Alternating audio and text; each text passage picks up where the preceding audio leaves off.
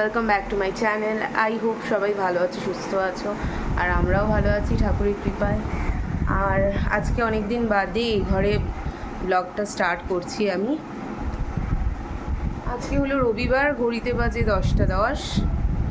তো ঘুম থেকে উঠে বিছানাটা এখনও গোছানো হয়নি, ঘর মুছলাম আর স্নান করে নিয়েছি। ছেলের জন্য ব্রেকফাস্টটা বসিয়েছি, ওটস খাওয়াবো, ড্রাই ফ্রুটস, বানানা এগুলো দিয়ে স্মুদি করে। আর দুপুরে কি রান্না করব এখনও ঠিক করে উঠতে পারিনি। তো রবিবারের ব্রেকফাস্ট হচ্ছে রুটি, আলুর দম আর একটা এগ পোচ। তো তাড়াতাড়ি করে ব্রেকফাস্টটা সেরে আমাকে রান্নায় চলে যেতে হবে। সকাল থেকে তো আজকে কিছু রান্নাবান্না স্টার্ট করিনি। আর তাছাড়া আজকে আমার একটা ইনভিটেশন রয়েছে শ্রাদ্ধ বাড়ির, আমার আর আমার হাজব্যান্ডের। মানে আমার একটা দিদি বলতে পারো বা বন্ধুও বলতে পারো। ওর বাবা আর কি মারা গেছেন, তো ওনারই আজকে মানে সানডেতে মৎস্যমুখী ছিল, তো তাই জন্য ইনভিটেশন। বাট আমি শ্রাদ্ধ বাড়িতে খাই না যেহেতু, সেই জন্য আমি খাবো না, আমি ওদের সাথে দেখা করে আসবো। আমার হাজব্যান্ড খাবে আর বাড়িতে সবাই তো খাবেই, তাই জন্য আমি এখানে রান্না করছি। আজকে 2 রকমের মাছ করব, ব্যাস আর কিছু না। খয়রা মাছটা সর্ষে দিয়ে করব ভাবলাম, করিনি কখনো সর্ষে দিয়ে, তো একটু ভাবলাম সর্ষে দিয়ে করি। ইলিশ মাছের মতো যেহেতু খেতে, সর্ষে দিয়ে খেতে বেশ ভালো লাগবে। বেগুন দিয়েছিলাম 2 পিস, আর খয়রা মাছটা করে নিচ্ছি। দেখো সর্ষের ঝোলটা ফুটে গেছে, এবার বেগুনগুলো দিয়ে একে একে মাছগুলো দিয়ে দিলাম। খয়রা মাছটা আবার বাবি খায় না, কারণ কাটা, প্রচুর কাটা তো, আর কাটা জাতীয় মাছ বাবি ঠিক খেতে পারে না। তাও আমি 4 পিস করে নিচ্ছি, বেশি হবে জেনেও, পরের দিন খেয়ে নেওয়া যাবে। তো দেখতে দেখতে খয়রা মাছটা হয়ে গেল।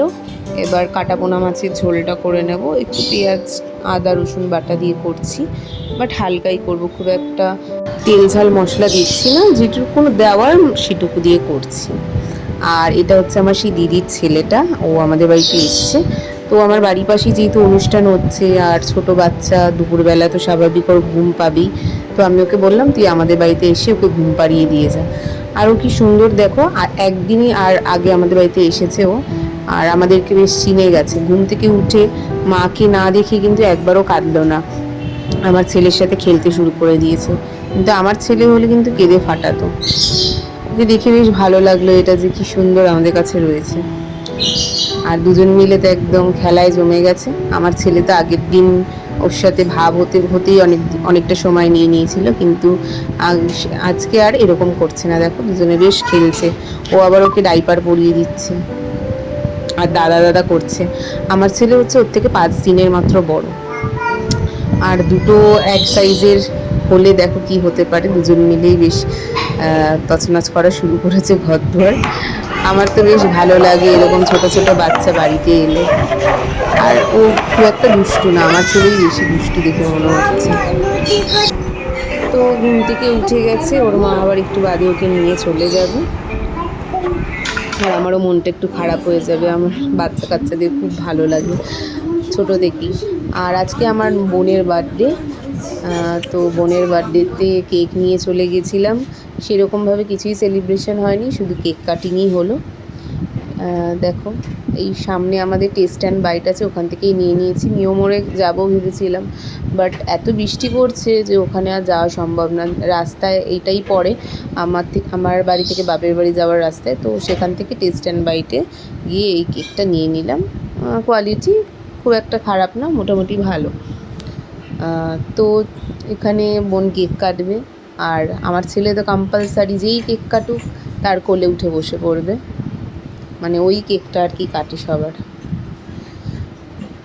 আর এদিকে দেশলাই খুঁজে পাচ্ছিলাম না, অনেকক্ষণ পরে দেশলাই খুঁজে পেয়েছি। এবার বোন কেক কেটে নিল, আর ভাই ওদিকে শুয়ে আছে। দেখো কেকটা কতক্ষণে ও কাটবে মিমির হাত থেকে নিয়ে। আর এখন যতই বৃষ্টি হোক গরমটা কিন্তু কমছে না, খেপে খেপে বেশ ভালোই বৃষ্টি পড়ছে, বাট গরমটা জেঁকে সেই রয়েছে। তো একটুখানি যদি ওয়েদারটা ঠান্ডা হতো তাহলে ভালো হতো। আর আমি এদিকে নাইটি পরে রয়েছি, তো তাই জন্য আমি আর সামনে এলাম না। ঘড়িতে 11টা বাজে। তো বাপের বাড়িতে গেছিলাম, বোনের বার্থডে ছিল আজকে, আমার ছোট বোনের বার্থডে। তো এসেছিল ওর শ্বশুরবাড়ি থেকে আজকে, মা ওর জন্য পায়েস করেছিল। আর আমি একটা কেক নিয়ে গেছিলাম, বাস কেক কাটিং হলো, সেভাবে কোনো সেলিব্রেশন হয়নি। ভাই যেহেতু অসুস্থ, ভাই ঠিক হলে এই সমস্ত আবার বড় করে করা হবে। তো মা একটু পায়েসও পাঠিয়ে দিল বাড়িতে। আর আমার শরীরটা আবার আজকে একটু খারাপ হয়েছে, ভীষণ কোমরে পেন হচ্ছে, আমার মাথা ফাতাও একটু যন্ত্রণা করছিল, জানি না কেন। ওই ঘরে মামুনির কাছে রেখে আমি এলাম বিছানাটা ঝেড়ে নিতে। বিছানা ঝেড়ে একটু বিছানাটা রেডি করে রাখি, শুয়ে পড়বো ফ্রেশ হয়ে। আর আজকে তো সানডেতে ব্লগ যায়নি, আমার ভীষণ ইরেগুলার হয়ে যাচ্ছে ব্লগগুলো, মাঝখানে একদিন দুদিন বাদ চলে যাচ্ছে। তোমরা প্লিজ কিছু কেউ মনে করো না, আর আমাকে সাপোর্ট করছো তোমরা, মানে একটু একটু করে আমি রেসপন্স পাচ্ছি। আমার চ্যানেলটা খুব স্লো গ্রো করছে, বাট করছে, একদম স্টপ হয়ে নেই। তো সেটাই চাইবো, তোমরা আরও সাপোর্ট করো আমাকে, আর একটু পাশে থাকো, তাহলে আমার চ্যানেলটা আর একটু তাড়াতাড়ি গ্রো করবে। তো চলো, আর বেশি কথা বলছি না, বিছানা টিছানা ঠিক করে নিই আর শুয়ে পড়ি। আবার তো সকাল হলে সব শুরু হয়ে যাবে যুদ্ধ, সোমবার। আর উল্টো রথটা কবে পড়েছে ঠিক আমি এখনও কনফিউজ। কেউ বলছে মঙ্গলবার, কেউ বলছে আবার সোমবার, ক্যালেন্ডারে তো আছে মঙ্গলবার, তো এটা জানি না এখনও। তো দেখা যাক কী করব। আমার তো ইচ্ছে যে মঙ্গলবারই উল্টো রথটা পালন করি, তাহলে খুব সুবিধা হয়। যেহেতু মানে ক্যালেন্ডারে আছে, আমার মনে হয় নিশ্চয়ই ভুল থাকবে না। বাট অনেকে এটা নিয়ে মতবিরোধ দেখা যাচ্ছে, কেউ বলছে সোমবার, কেউ বলছে মঙ্গলবার। দেখা যাক কী হয়।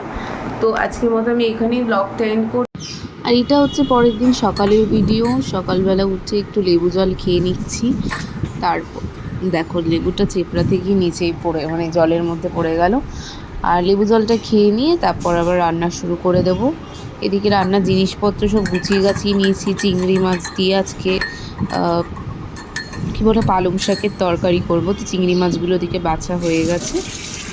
আর শাক ঠাক তো মামনি কেটে রেখেছিল, ভালো করে একটু ধুয়ে নিলাম। এই যে চিংড়ি মাছটা ভেজে নিয়েছি দেখো। আর তেলের মধ্যে এবার শুকনো লঙ্কা, পাঁচফোড়ন আর তেজপাতা, এটাই ফোড়নে দিয়ে আমি পালং শাক করলে কালো জিরে দিয়েও করা যায়। আর চিংড়িগুলো এবার একটু ভেজে নিচ্ছি, ভেজে নিয়ে তার মধ্যে এবার একটু নুন হলুদ দিয়ে দেবো। নুন হলুদ দিয়ে চিংড়িটা ভেজে নেবো। আর অন্যদিকে ভাতও হয়ে গেছে, ভাতের হাঁড়িটা উপর দিয়ে দিয়েছি। আর এর মধ্যে সবজিগুলো এখন যেগুলো কাটা ছিল রাত্রিবেলা মামনি সব কেটে রেখেছে, তো সেগুলো দিয়ে দিলাম। কুমড়ো, পটল, বেগুন, ঝিঙে, বরবটি আর কাঁঠালের দানাগুলো তো আমার একদমই খেতে ভালো লাগে না, সত্যি কথা বলতে। তা মানে দু একটা পড়লে খেয়ে নিই কোনো রকমে। তো তরকারিটা এদিকে ঢাকা দিয়ে আমি ঘরের সব অন্যান্য কাজগুলো করে নিচ্ছিলাম। আমার মতো একদিকে রান্না বসিয়ে অন্যদিকে ঘরের কাজ কারা কারা করো আমাকে কমেন্টে লিখে জানাবে। আর অনেকটা মজে গেছে এখন তরকারিটা, তো পালং শাকগুলো দিয়ে দিলাম। এবার আবার কিছুক্ষণ ঢাকা দিয়ে রাখার অপেক্ষা। তারপর নুন মিষ্টি হালকা একটু চেক করে নিলেই পালং শাকের ঘন্ট একদম রেডি। লাস্টে তোমরা একটু ভাজা মশলা দিতে পারো, জিরে। তো ঘড়িতে বাজে এখন 10:25। আমি একটু হরলিক্স খাচ্ছি, কারণ চা খেলাম না আজকে। বিস্কিট দিয়ে চা খেতে সকালে ইচ্ছে হচ্ছে না, আর শুধু শুধু চা খাবো, তার থেকে চাটা না খাওয়াই ভালো। তো হরলিক্স ছিল, একটু হরলিক্স খাচ্ছি। আর ছেলের ব্রেকফাস্টও রেডি হয়ে এসেছে, ওকে এক্ষুনি খাইয়ে দেবো। আর সকালে তো একটা তরকারি করছি পালং শাকের, আর চিকেন করব। চিকেনটা এখনও গোছানো হয়নি, সব আদা রসুন সব কাটতে হবে, মশলা বাটাবাটি আছে। তো চলো আবার তোমাদের সাথে কিছুক্ষণ বাদে কথা বলছি। আজ চিকেনটা না একটু অন্যভাবে রান্না করলাম, প্রতিদিন তো একইভাবে রান্না করি, তো আজকে একটু মশলাটা অন্যরকম ইউজ করব। দেখো আগে কড়াই শুকনো লঙ্কাটা একটুখানি ভেজে নিলাম শুকনো খোলায়, তার মধ্যে জিরে আর সামরিচ, গোলমরিচ আর হচ্ছে দারচিনি, এলাচ, লবঙ্গ সব কিছু ভেজে গুঁড়ো করে রেখে দিলাম। এই মশলাটা দিয়ে আজকে চিকেন করব। আর চিকেনগুলো আজকে ভেজে করব। অন্যান্য দিন তো ভেজে করি না। এই কড়াইয়ে তেল দিয়ে দিলাম পরিমাণ মতো, আর কড়াইটা একটু ভালো করে গরম করে নিলাম, নাহলে চিকেনগুলো সব লেগে যাবে। চিকেনগুলো তো আমি জাস্ট নুন আর হলুদ দিয়ে ভেজেছি, আর কোনো মশলা দিইনি। লঙ্কার গুঁড়ো একটু চাইলে দেওয়া যেত, বাট দিইনি, কারণ লঙ্কা এমনিতেই পড়বে। তো চিকেনগুলো এক এক করে ভেজে নিচ্ছি, ভেজে নিয়ে তারপরে গ্রেভিটা রান্না করব। তো চিকেনগুলো এদিকে ভাজতে ভাজতে আমি ওদিকে আদা রসুন তো আগে ছুলে নিয়েছিলাম, তো সেগুলোকে এক এক করে বেটে নেব। আদা রসুন কাঁচা লঙ্কা, এই হচ্ছে মশলা বাটার মধ্যে। চিকেনগুলো খুব বেশি ভাজতে হবে না, হালকা একটু রঙটা চেঞ্জ হয়ে গেলেই কিন্তু নামিয়ে নিতে হবে। বেশি ভাজার দরকার নেই, শক্ত হয়ে যাবে তাহলে চিকেন।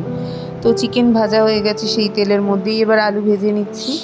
আলুগুলোকে যেরকম চিকেনে আমরা নর্মাল ডুমো ডুমো করে বড় বড় একটু আলু দিয়ে থাকি, সেই সাইজের আলুগুলোই কেটে নিয়েছি। একটু নুন দিয়ে লাল লাল করে ভেজে নেব। আর তারপরে নতুনত্ব কিছু নেই সেরকম একটা, তবে আছে আজকে এর মধ্যে দিয়েছি পেঁয়াজ আর ক্যাপসিকাম। এই দেখো পেঁয়াজটা ভেজে নিয়েছি আলু ভাজার পর। তো পেঁয়াজটা এরকম কালারটা এসেছে, একদম ব্রাউনও না, অনেকটা ভাজা হয়ে গেছে, তবে একদম কালো কালো বেরেস্তার মতো ভাজলে হবে না। সেই অবস্থায় কিছু ক্যাপসিকাম আর টমেটো দিয়ে দিলাম।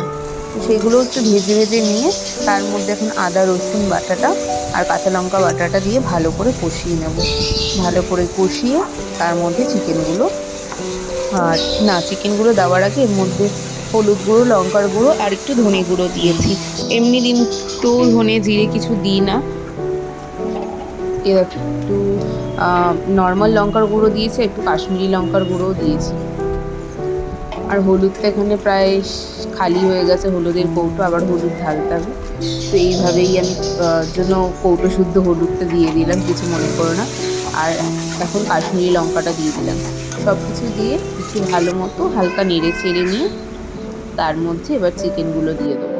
আর এই যে ধনে গুঁড়ো দিচ্ছি। এবার চিকেনগুলো আর আলুগুলো একসাথে দিয়ে মাংসটাকে আস্তে আস্তে করে কষাতে হবে।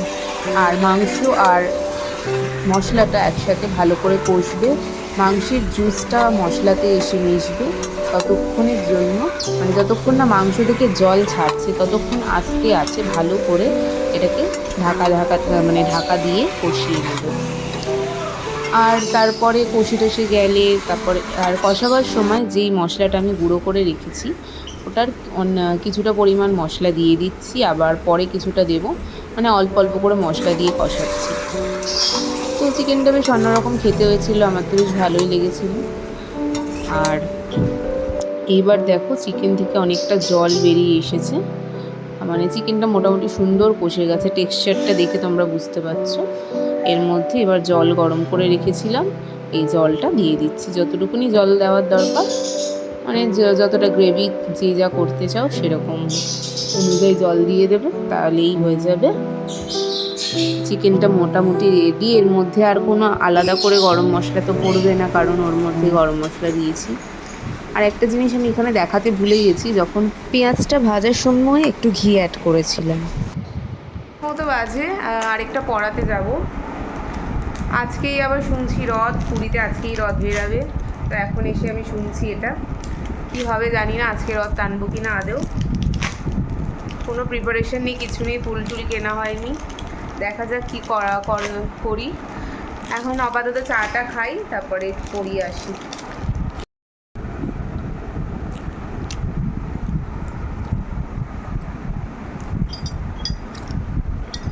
আস্তে আস্তে খাও। এখানেই আমার সানডে আর মানডের ব্লগটা শেষ হচ্ছে, এর থেকে বেশি বড় ব্লগ করছি না আমি। তো ছোটো ছোটো ব্লগ হচ্ছে, আমি বললাম দুটো একসাথেই দিচ্ছি। তো তোমাদের সাথে দেখা হচ্ছে নেক্সট ব্লগে। Tata, bye bye.